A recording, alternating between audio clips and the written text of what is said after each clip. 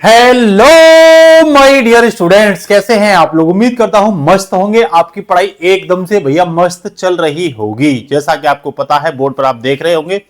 आज जो मैं आपको कराना हूं वो हिस्ट्री में सामाजिक धार्मिक सुधार आंदोलन एवं पुनर्जागरण भी कराने वाला हूं, ठीक है ना। सॉरी दोस्तों।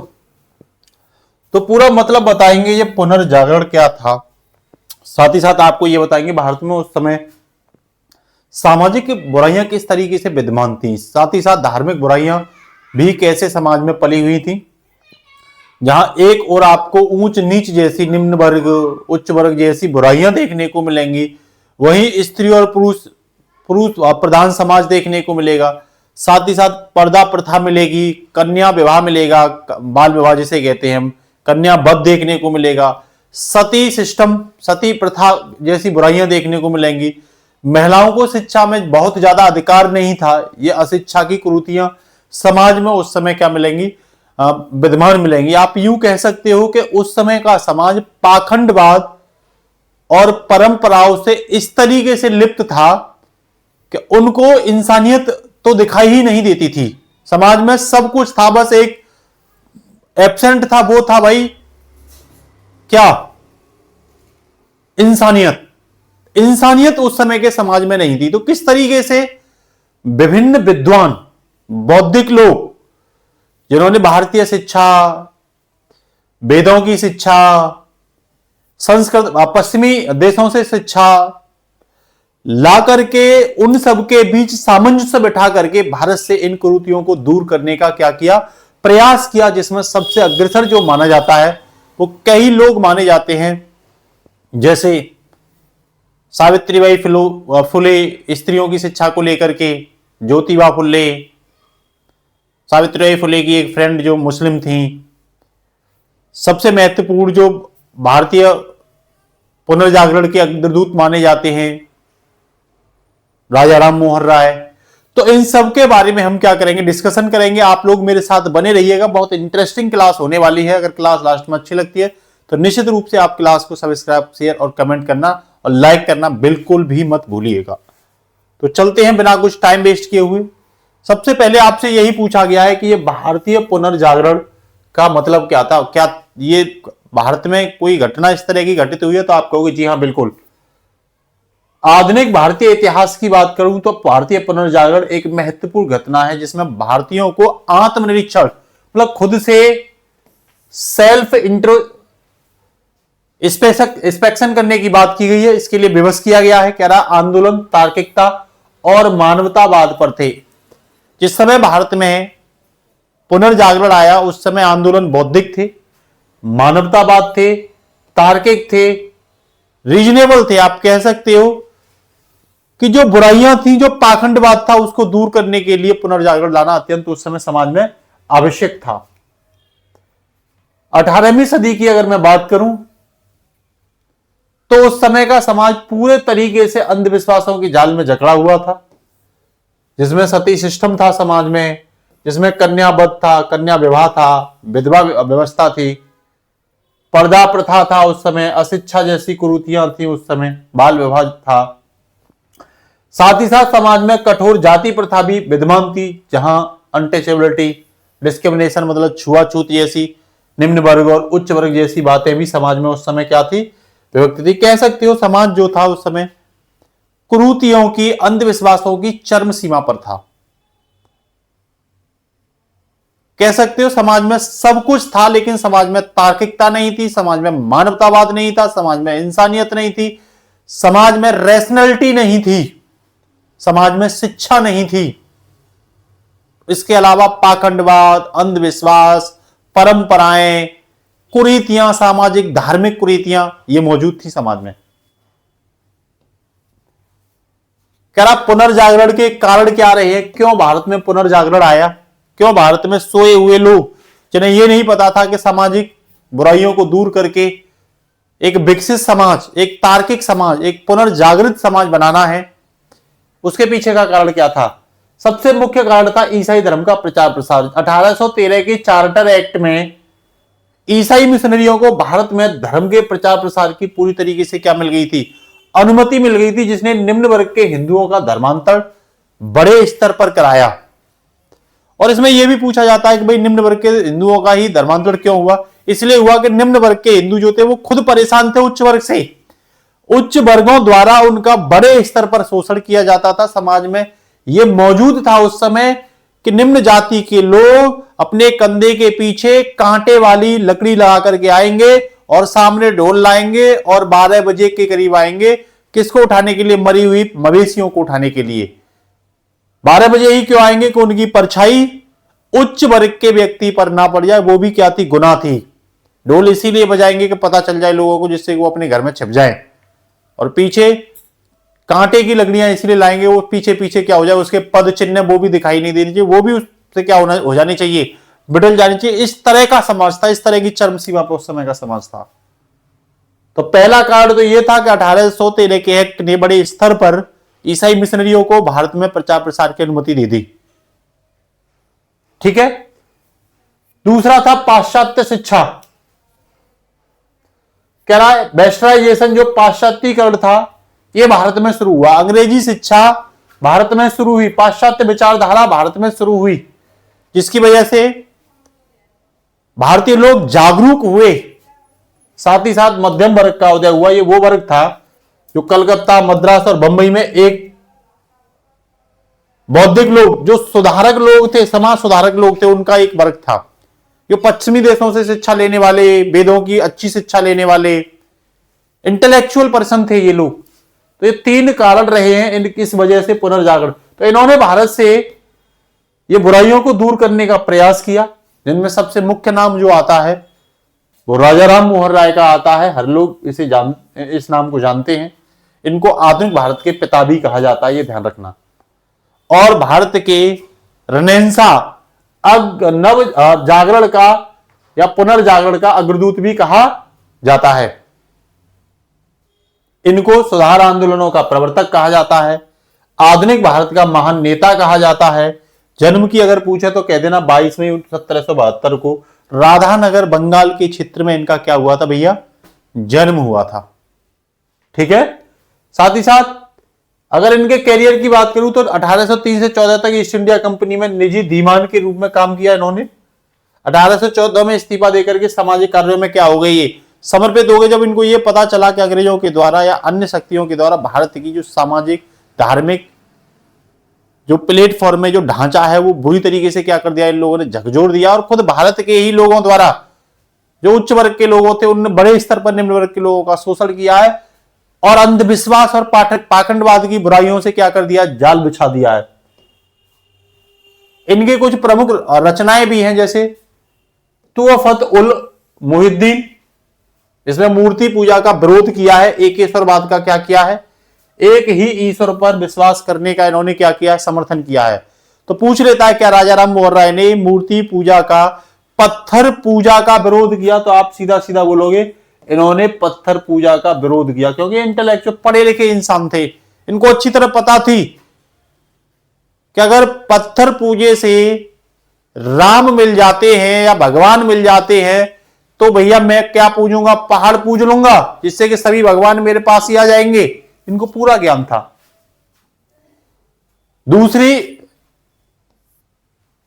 प्रिसेप्टस ऑफ जीसस 1820 में लिखी थी इन्होंने। न्यू टेस्टामेंट के नैतिक संदेश को अलग करने का क्या किया इन्होंने, प्रयास किया। और भी पत्रिकाएं थी इनकी, संवाद कौमुदी जो बंगाली साप्ताहिक थी, मिरात उल अकबर, इसे भी याद रखना, ये फारसी साप्ताहिक थी। 1825 में कलकत्ता में इन्होंने वेदांत कॉलेज की भी क्या की, स्थापना की। एक एक टॉपिक आपके लिए क्या है भैया, इंपोर्टेंट है, ये ध्यान रखना। कोई भी टॉपिक आपसे छूटना नहीं चाहिए। हर एक टॉपिक आपके लिए क्या बन जाता है भैया, इंपोर्टेंट बन जाता है, ये ध्यान रख लो। साथ ही साथ अगर मैं बात करूं तो इन्होंने ब्रह्मा समाज जैसी संस्था की स्थापना करी थी। ध्यान रखना 1828 में, ये डेट मैचिंग करने के लिए कई बार आ जाती है। ब्रह्मा समाज के रूप में सिद्धांत था पुरोहिती, कर्मकांड और बलि प्रथा के खिलाफ। एक पुरोहित प्रथा, कर्मकांड पाखंडवाद के खिलाफ और बलि जो उस समय चढ़ाई जाती थी उसके खिलाफ।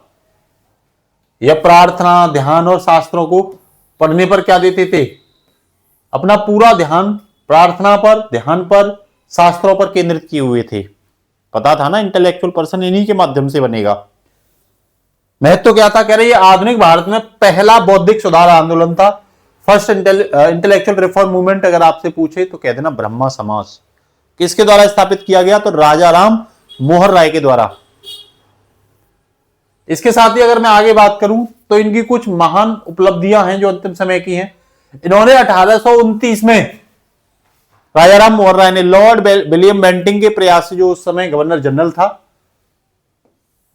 सती सिस्टम प्रथा निषेध कानून पारित किया और यह 1829 में हुआ था, ध्यान रखना। ठीक है।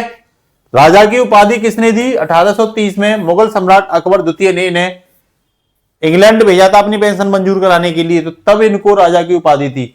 तो ये इंग्लैंड गए थे, लेकिन वही इंग्लैंड में 1833 में ब्रिस्टल, जगह का भी नाम याद रखना, ब्रिस्टल इंग्लैंड में जाकर के इनकी क्या हो गई भाई? मृत्यु हो गई, ध्यान रखना।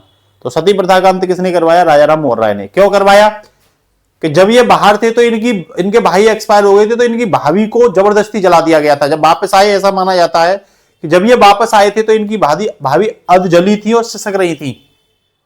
क्या बीती होगी इन पर? तब इन्होंने शपथ खाई थी कि भारतीय समाज से ये सती सिस्टम जैसी बुराई को हमेशा के लिए खत्म करके रहूंगा, और इनके प्रयास से सती सिस्टम आज भारत से क्या है? पूरी तरीके से खत्म है। उस समय ही खत्म हो गया था जिस समय इन्होंने शपथ खाई थी। जो विलियम बेंटिंग के प्रयास से इन्होंने भारत में सती प्रथा निषेध कानून क्या करवाया? 1828 में पारित करवाया था, और 29 में क्या हो गया? ये खत्म हो गया था। ठीक है ना। अब आगे चलते हैं। ब्रह्मा समाज की अब आगे जाके क्या होगा? ये ब्रह्मा समाज 1866 में, ध्यान रखना, दो भागों में टूट जाएगा।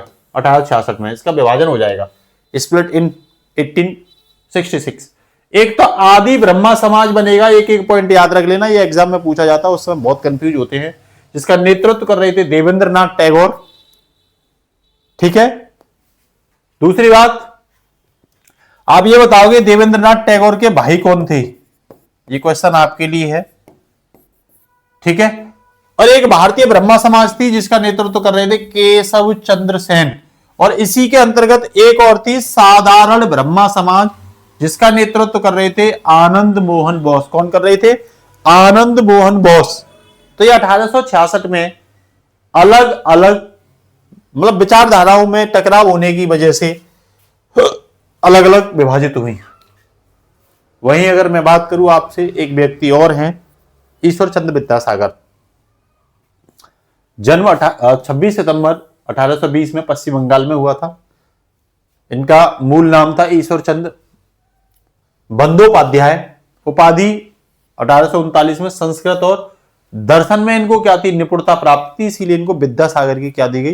ये बहुत अच्छे फिलोसफर थे, बहुत अच्छे संस्कृत के विद्वान थे, इसीलिए इनको विद्यासागर की क्या मिली थी? 1839 में उपाधि दी गई थी।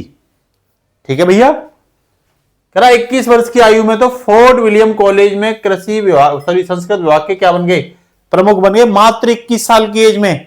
ये अपने आप में बहुत महत्वपूर्ण उपलब्धि है। ये वही व्यक्ति है, आपसे पूछे विधवा पुनर्विवाह के जनक या किसने शुरू कराया, तो इसके जनक माने जाते हैं ईश्वर चंद्र विद्यासागर। ये वही व्यक्ति हैं जिन्होंने शुरुआत ही अपने बेटे की शादी एक विधवा से करके की थी, क्योंकि विधवा की क्या कमी है अगर वो विधवा है। लेकिन उस समय विधवा को समाज से, गांव से बाहर रखा जाता था पीपल के पेड़ के नीचे, और बच्चों को भी उससे मिलने नहीं दिया जाता था। सफेद कपड़ा पहना करके, थोड़ा बहुत खाना वाना बर्तन वगैरह दे करके उसे बाहर कर दिया जाता था। उससे किसी को मिलने नहीं दिया जाता। कह सकते हो कि एक तरीके से विधवा होना समाज में उस समय नरक से भी ज्यादा बेहतर जीवन जीना था, जिसे दूर किया ईश्वर चंद्र विद्यासागर ने। किसने दूर किया? ईश्वर चंद्र विद्यासागर ने दूर किया।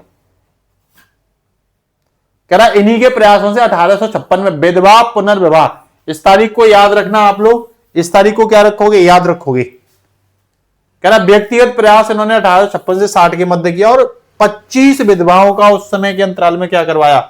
पुनर्विवाह करवाया। वे पुरुष प्रधान समाज में महिलाओं के अधिकारों को लेकर के प्रबल समर्थक थे कि समाज में जहां एक और पुरुष प्रधान सोच है, पैट्रियार्की सोच है, वही ये महिलाओं के सपोर्ट में पूरी तरीके से क्या थे? लगे हुए थे। योगदान की बात करें तो स्त्री शिक्षा के अग्रदूत माना जाता है इनको। स्त्री शिक्षा के विकास में उनका बहुत ज्यादा अद्वितीय योगदान है। बैथून कॉलेज के निरीक्षण के रूप में उन्होंने 35 बालिका विद्यालयों की क्या करी थी, याद रखना, स्थापना करी थी, जो अपने आप में उस समय की महिलाओं के लिए एक बहुत बड़ी अपॉर्चुनिटी थी। करा इनका निधन 29 जुलाई 1891 को 70 वर्ष की आयु में हो गया था। ये याद रखना, ईश्वरचंद्र विद्यासागर के बारे में बेसिक सी जानकारी आपको याद होना जरूरी है। अब ये स्टेटमेंट देखो, एकदम सिंपल से पॉइंट एक ही उसमें समरी कर दिए गए हैं। ब्रह्मा समाज की स्थापना किसने की, तो राजाराम मोहन राय ने। आदि ब्रह्मा समाज की स्थापना किसने की, तो देवेंद्र नाथ टैगोर ने। भारतीय ब्रह्मा समाज की स्थापना की किसने की, तो केशव चंद्र सेन ने। साधारण ब्रह्मा समाज की स्थापना किसने की, तो आनंद मोहन बोस ने की। किसने की, आनंद मोहन बोस ने की थी। तो चारों के चारों ये तैयार रहने चाहिए आपके लिए। इससे आगे अगर मैं एक स्टेप और आगे बढ़ूं तो कुछ और विद्वान हैं, जैसे स्वामी दयानंद सरस्वती। ये गुजरात के मोरबी में पैदा हुए थे 1824 में। मूल नाम था इनका मूल शंकर। इनके गुरु थे स्वामी बिरजानंद दंडीस, याद रखना कौन थे, स्वामी बिरजानंद दंडीस। तो ये माना जाता है कि जब शिक्षा ले रहे थे अपने गुरु से, तो इन्होंने ये वचन किया था कि मेरा पूरा जीवन हिंदू धर्म के सुधार के लिए, उसके जीर्णोद्धार के लिए और वेदों की पुनर्स्थापना के लिए जाएगा। वेदों को और भी अच्छी तरीके से क्या किया जाए, स्थापित किया जाए। 1863 में आगरा में पाखंड खंडनी पताका इन्होंने ही फहराई थी। पाखंड खंडनी पताका किसने फहराई थी, आपसे पूछ लेगा तो स्वामी दयानंद ने। कहां पे, आगरा में। कब, 1863 में फैलाई थी। कब फैलाई थी, 1863। इन्होंने ही नारा दिया था वेदों की ओर लौटो। इन्होंने ही नारा दिया था कि वेदों की ओर वापस लौटो। इन्होंने जो आर्य समाज बनाई थी उसका सबसे पहले हेडक्वार्टर जो था वो 1875 में बनाई थी, ध्यान रखना। और बंबई में हेडक्वार्टर था। आगे ये बंबई से 2 साल बाद ट्रांसफर करके कहां ले आएंगे, लाहौर ले आएंगे। तो पहले कहां थी भाई, बंबई में थी 1875 में यहां, फिर यहां से कहां ले गए, लाहौर ले गए 1877 में, 2 साल बाद। ये याद रखना, एक एक पॉइंट आपको याद रखने की आवश्यकता है। कह रहा प्रमुख कार्य एवं सुधार, तो 1874 में इन्होंने सत्याग्रह प्रकाश हिंदी भाषा में प्रकाशित किया। शुद्धि आंदोलन चलाया, धर्म परिवर्तन कर चुके लोगों को पुनः हिंदू धर्म में वापस करने के लिए। एक गौरक्षा समिति, गायों के संरक्षण के लिए समिति, गौरक्षा समिति गठित की इन्होंने। कह रहा सबसे पहले ये हिंदी को राष्ट्रभाषा स्वीकारने की बात इन्होंने ही करी थी। तो सत्याग्रह प्रकाश किसकी है, तो स्वामी दयानंद सरस्वती की है। शिक्षा में अगर योगदान की बात करूं तो डीएवी स्कूल 1886 में इन्होंने ही स्थापित किया था। संस्थापक थे इसके लाला हंसराज। और इसमें पश्चिमी और भारतीय जो संस्कृति, इन दोनों को कोऑर्डिनेट करके शिक्षा दी जाती थी। गुरुकुल विद्यालय 1902 में स्थापित कराया इन्होंने हरिद्वार में। संस्थापक थे स्वामी श्रद्धानंद। और इसमें भी पूर्णतः वैदिक शिक्षा पर आधारित था। इसमें 100% वेदों की शिक्षा दी जाती थी। ठीक है भाई। आगे अगर मैं बात करूं तो स्वामी विवेकानंद, इनको हर कोई जानता है। 12 जनवरी 1863 में इनका जन्म हुआ था और राष्ट्रीय युवा दिवस 12 जनवरी को इन्हीं के उपलक्ष्य में मनाया जाता है। बचपन का नाम था नरेंद्र नाथ दत्त। गुरु थे रामकृष्ण परमहंस।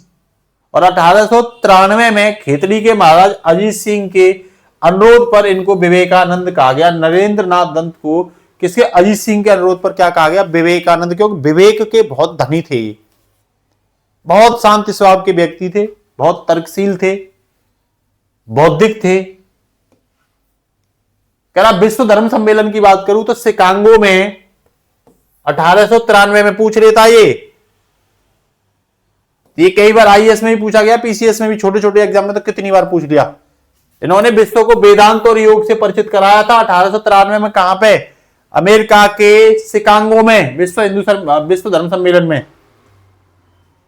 तो वहां सबसे पहले इन्होंने मेरे भाई और बहनों ये इस तरीके से संबोधित किया था जो गांधी जी ने मोदी जी ने आज क्या कर लिया, चुरा लिया है। नेक्स्ट, न्यूयॉर्क हेराल्ड की अगर बात करूं तो विवेकानंद विश्व धर्म सम्मेलन में सबसे प्रमुख व्यक्तित्व है। ये किसने कहा था, तो न्यूयॉर्क हेराल्ड ने बोला था। ठीक है। वेस्टर्न टाइटल की बात करूं तो साइक्लोनिक मॉन्क ऑफ इंडिया इनको बोलते हैं। सुभाष चंद्र बोस की बात करूं तो उन्होंने आधुनिक भारत के निर्माता कहा है। इनको क्या कहा है, आधुनिक भारत के कौन है, ये निर्माता हैं। वहीं अगर बात करूं रामकृष्ण मिशन, तो इन्होंने अपने गुरु के नाम पर ही रामकृष्ण मिशन की स्थापना करी थी 1897 में, इस तारीख को याद रखना। जबकि 1899 में इसका मुख्यालय बेलूर मठ पश्चिम बंगाल में इसका मुख्यालय बनाया था। कहां पे? बेलूर मठ में इसका मुख्यालय बनाया था। इसका दर्शन था मानव सेवा ही माधव सेवा है, service to man to service to God. ज्यादातर इसमें फोकस दिया गया शिक्षा पर, जो अच्छी बात है, स्वास्थ्य पर, जो और ही अच्छी बात है, और भैया रिलीफ पर, राहत पर। ज्यादा से ज्यादा जो शोषित लोग हैं उनको राहत दी जाएगी किसी भी स्तर पर। कार्य क्षेत्र था इनका शिक्षा, स्वास्थ्य और राहत कार्य, ये मैंने आपको बता ही दिया। इसके साथ ही मैं बात करूं मालावारी प्रस्ताव की, तो इसके प्रस्तावक थे बैराम जी मालावारी, जो पारसी सुधारक थे। 1891 में इन्होंने एज ऑफ कंसेंट एक्ट पारित किया था, ये इसी का परिणाम था मालावारी प्रस्ताव का। 1891 में एज ऑफ कंसेंट जो एक्ट है वो क्या किया गया था? पारित किया गया था। इसमें हिंदू कन्याओं के विवाह की न्यूनतम आयु 12 वर्ष रखी गई थी। ध्यान रखना किसमें? मालावारी प्रस्ताव में। इंपोर्टेंट है, जैसे शारदा एक्ट पूछा गया था वैसे इसे भी पूछा जा सकता है। शारदा एक्ट कई बार पूछ लिया। कह रहा विरोध किसने किया था? बाल गंगाधर तिलक द्वारा ब्रिटिश सरकार के हस्तक्षेप करने पर इसका क्या किया गया था? विरोध किया गया था। ये कई बार पूछ लिया गया है। शारदा एक्ट कब आया? 1929 में आया। दिमाग में रट लो इस चीज को, कब आया? 1929 में। कौन सा एक्ट? शारदा एक्ट 1929 में आया भैया। इसमें बाल विवाह निषेध कानून बनाया गया, जिसमें किसके प्रयास से? हरबिलास शारदा के प्रयास से। ये कहां के थे? अजमेर के थे हरबिलास शारदा। तो इनके प्रयास से लड़के की आयु 18 वर्ष और लड़की की आयु 14 वर्ष रखी गई थी। मतलब बालक जो है शादी के वक्त कम से कम 18 वर्ष का होना चाहिए और कन्या शादी के वक्त कम से कम 14 वर्ष की होनी चाहिए। कितने की? 14 वर्ष की होनी चाहिए। ठीक है। इसी के साथ कुछ और पॉइंट आगे की ओर मूव करते हैं, तो यहां हम ये देखते हैं कि और भी आते हैं। जैसे आत्मीय सभा की बात करते हैं, तो जागरण की शुरुआत किससे होती है? आत्मीय सभा से। इसके संस्थापक कौन थे? तो राजाराम मोहन राय। यह व्यक्ति आप देख रहे होंगे, प्रतिभा के धनी, बहुत बौद्धिक विद्वान व्यक्ति। कलकत्ता में 1814 में आत्मीय सभा की स्थापना करी थी। महत्वपूर्ण बात थी कि इन्होंने कहा था दोस्तों का समाज, सोसाइटी ऑफ फ्रेंड्स। दोस्तों का समाज कहा जाता था किसको? राजाराम मोहन राय को। उद्देश्य क्या था? वेदांतों के एकेश्वरवादी आदर्शों पर प्रचार करना, जातिगत रूढ़ियों के खिलाफ सख्त अभियान चलाया। जो जातिगत बुराइयां थी निम्न वर्ग उच्च वर्ग में, और इनमें भी छोटी छोटी सब क्लास जो बना रखी थी। वहीं ब्रह्मा समाज की बात करूं तो इन्होंने ही प्रथम महान समाज सुधारक आंदोलन स्टार्ट किया था। इसके भी संस्थापक कौन थे? राजाराम मोहन राय। अगस्त 1828 में इसकी क्या हुई थी? स्थापना हुई थी। शुरुआत की बात करूं तो कह रहा शुरुआत में इन्हें ब्रह्मा समाज कहा गया, बाद में ब्रह्मा समाज बना। ये सिद्धांत था कि इसके बहुदेववाद, छवि पूजा और जाति प्रथा की कड़ी निंदा की इन्होंने, बहुत सारे देवों की, कि बहुदेववाद नहीं कि एक ईश्वरवाद पर जो दो एक ही ईश्वर हैं। छवि पूजा, जाति व्यवस्था, इन सब का कड़ी क्या की इन्होंने? निंदा की। आप देख रहे हैं ये राजाराम मोहन राय हैं। आगे अगर बात करूं तो तत्वबोधिनी सभा के बारे में पूछेगा। ये सब बहुत ज्यादा इंपोर्टेंट हैं। तो बौद्धिकता की नींव की बात करें तो तत्वबोधिनी सभा के माध्यम से देवेंद्र नाथ टैगोर इसके क्या माने जाते हैं? संस्थापक। कई बार पूछा गया। 6 अक्टूबर 1839 को इसकी स्थापना की गई थी। मूल नाम था इनका तत्वरंजनी सभा। इसका मूल नाम क्या था शुरुआत में? तत्वरंजनी सभा, जिसे बाद में तत्वबोधिनी सभा कर दिया गया। स्थान कहां था? तो कलकत्ता था। उद्देश्य था वेदांत उपनिषद पर आधारित हिंदू धर्म के तर्क संगत रूप को बढ़ावा देना। यह ब्रह्मा समाज का ही एक समूह माना जाता है। ध्यान रखना कि तर्क के आधार पर वेद और उनको सही बताना। तो ये तो अच्छी बात भी है, तर्क होना चाहिए लेकिन उसमें। वहीं वेद समाज की बात करूं तो दक्षिण में विस्तार था वेद समाज का। किसके द्वारा? केशव चंद्र सेन और श्री धरलू नायडू के द्वारा 1864 में मद्रास में इसकी क्या की गई थी? स्थापना की गई थी। और इसमें भी वेद समाज, ब्रह्मा समाज, इन सबसे ये क्या थी? प्रेरित थी। वेदों का प्रचार प्रसार करना, उसकी अच्छाइयां बताना। ठीक है ना। कह रहा केशव चंद्र ने बंगाल से बाहर इन विचारों को फैलाने में महत्वपूर्ण क्या की थी? क्योंकि ये दक्षिण भारत में मद्रास चेन्नई में था, बंगाल बिहार के क्षेत्र में राजाराम मोहन राय वगैरह इस तरह के विचारों को फैला रहे थे। लेकिन दक्षिण भारत में कौन ले गए, तो आप नाम याद रखना इस व्यक्ति का, केशव चंद्र सेन। प्रार्थना समाज की बात करूं तो ये पश्चिमी भारत में सुधार के लिए जिम्मेदार है। पश्चिमी भारत में ध्यान रखना, मुंबई वाले महाराष्ट्र वाले क्षेत्र में 31 मार्च 1867 को प्रार्थना समाज की क्या हुई थी, स्थापना हुई थी। और आत्मराव पांडुरंग इसके कौन थे, संस्थापक थे, जो महाराष्ट्र, गुजरात और नीचे पश्चिमी वाले क्षेत्र में क्या कर रहे थे, सामाजिक भारत में सुधार की बात कर रहे थे। कह रहा यह समाज ब्रह्मा समाज और आर्य समाज से प्रभावित था। उद्देश्य था ईश्वरीय उपासना और सामाजिक सुधार का क्या करना, प्रचार, कि ईश्वर की उपासना और समाज में सुधार को लेकर के चीजें चलती रहनी चाहिए। वही बात करूं तो बेटा थियोफिजिकल सोसाइटी, ये वैश्विक प्रभाव इसमें देखने को मिलता है और ये बहुत इंपोर्टेंट है, पूछी जाती है। संस्थापक मैडम HP ब्लावात्स्की और कर्नल MS अल्कार्ट, ये नाम दोनों याद रखना। 1875 में न्यूयॉर्क USA में पड़ता है, वहां इसकी स्थापना हुई थी। और अगर इससे प्रेरणा क्या मिलती है आपसे पूछे तो भारतीय विचार और संस्कृति से प्रेरित था ये। बाद में हालांकि ये न्यूयॉर्क से कहा गया, मद्रास के अडेयार में स्थानांतरित कर दिया गया, इसका हेडक्वार्टर भारत में लाया गया। भारत में भूमिका थी एनी बेसेंट द्वारा इस आंदोलन को बहुत लोकप्रिय बनाया गया, ये देख रहे होंगे आप। तो पूछ लेगा भारत में इसे लोकप्रिय किसने बनाया, तो एनी बेसेंट ने बनाया। ठीक है भाई। फाइनली अगर मैं निष्कर्ष की बात करूं तो आप लोग क्या देख रहे हो, 1814 से 39 के बीच में बंगाल में बौद्धिक जागरण राजा राम मोहन राय और देवेंद्रनाथ टैगोर जैसे लोगों के द्वारा शुरू किया जा रहा है। भाई दक्षिण पश्चिम में बात करूं तो वेद समाज और प्रार्थना समाज के माध्यम से दक्षिण और पश्चिम में इस चीज की विचारधारा फैलाई जा रही है।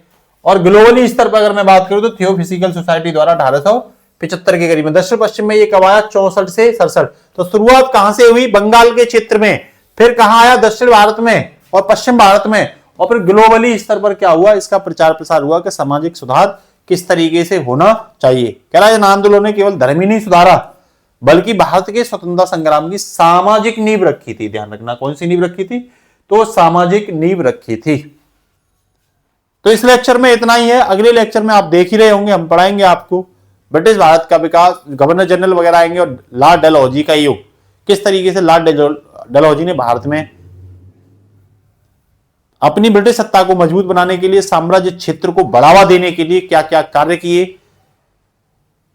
कौन सी पॉलिसी अपनाई राजनीतिक स्तर पर, कौन सी आर्थिक स्तर पर, कौन सी धार्मिक और सामाजिक स्तर पर अपनाई। ठीक है, तो आज के लिए बच्चों इतना ही। क्लास को जरूर आप क्या क्या करिए, लाइक किया करिए, शेयर किया करिए। अब एक क्वेश्चन मैं आपसे पूछता हूं, आपने क्या सीखा इससे, वो आप इसमें बताओगे तेजी के साथ कि भाई राजा राम मोहन राय किस क्षेत्र के थे या किस राज्य के थे, पहला क्वेश्चन।